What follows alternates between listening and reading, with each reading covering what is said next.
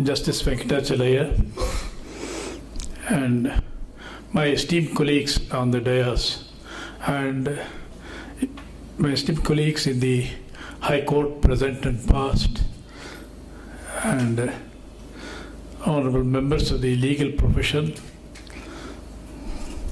distinguished invitees. I do not know where to start the particular process that has been commenced by the RNB Center. Indeed, long back, when I was in the Supreme Court, it so happened I had a case before me of Madeline Srinivasan and his wife. There was a dispute that came up before me. In fact, I tried at least for 6 months to mediate between them or conciliate between them, and I thoroughly failed. So I do not know, I'm neither competent to deal with conciliation nor mediation, nor to speak about it. I don't have much experience or expertise about it. But this much I agree that there should be an alternative dispute forum of various kinds like arbitration, mediation, and conciliation.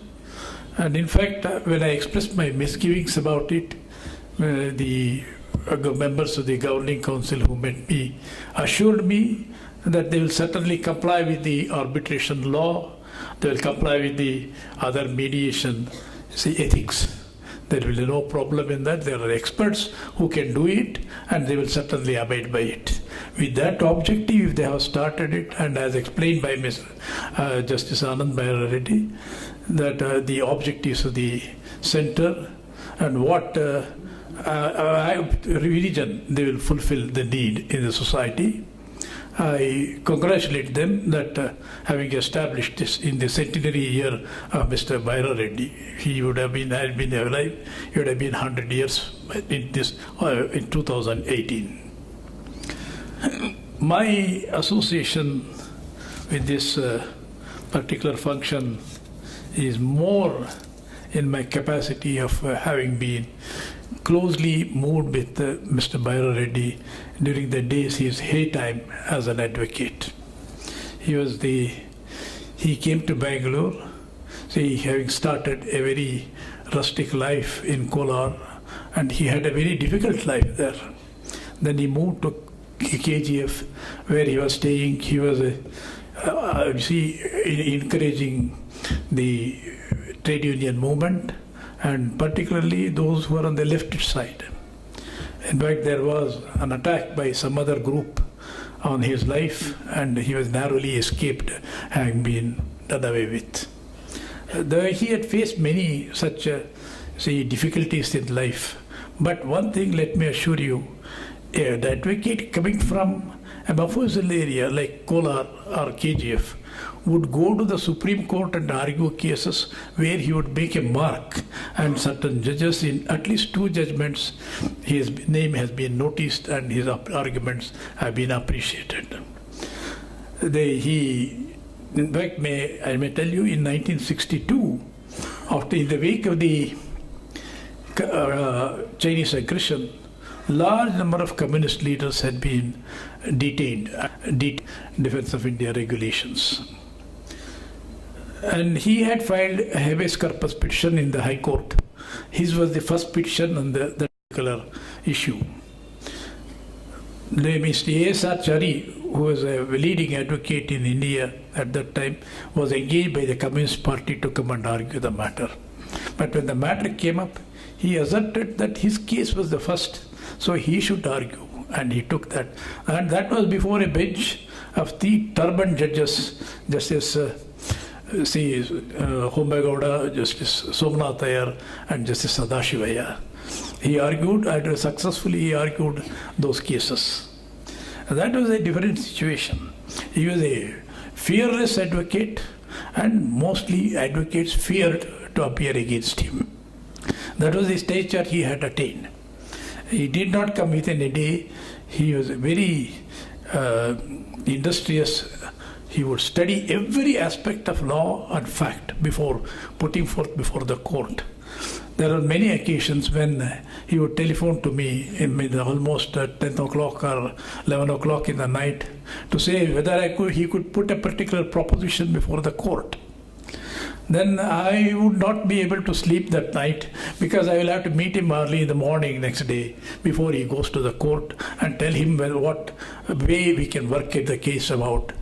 See, this was the kind of a very hard-working man. Of course, at the same time, he had legal acumen. One instance I will give you how he would develop a case. The Lido Theatre, see that its license had expired. And that license had to be renewed. At the same time, the lease that had been given to him had also come to an end. But he has not been evicted or nor any steps taken to close that particular his possession. In such a case, whether a tenant holding over will have a lawful possession so as to get a license under the Cinematographs Act was the question. See, when the Deputy Commissioner refused to grant it, he filed a petition before the High Court. There, the High Court agreed with him and granted that, they ordered that license being granted. So he would innovate something or the other in every case, whether civil law or criminal law or constitutional aspect. I'm fascinated with his knowledge of socio-economic legislations, and the manner in which he would put forth before the court and defend them was extraordinary. That you see, hardly he would fail in any socio-economic legislation, particularly during the time Mr. Devarajas was the Chief Minister of Karnataka. Large number of socio-economic legislation came up and many of them were challenged. And all those cases, some way or the other, he succeeded.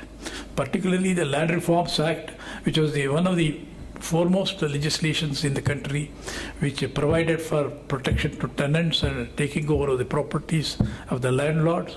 None of the states had enacted such a progressive law as it had been done in Karnataka, and that was defended very effectively even in the Supreme Court, and succeeded in it. See, this was this kind of association I had with him. I must pleasantly say that I gained a lot of experience from him.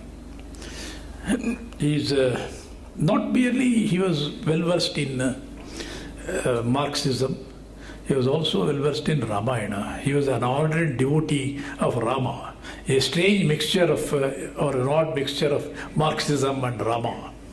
Indeed, I asked him as to how he could reconcile the two.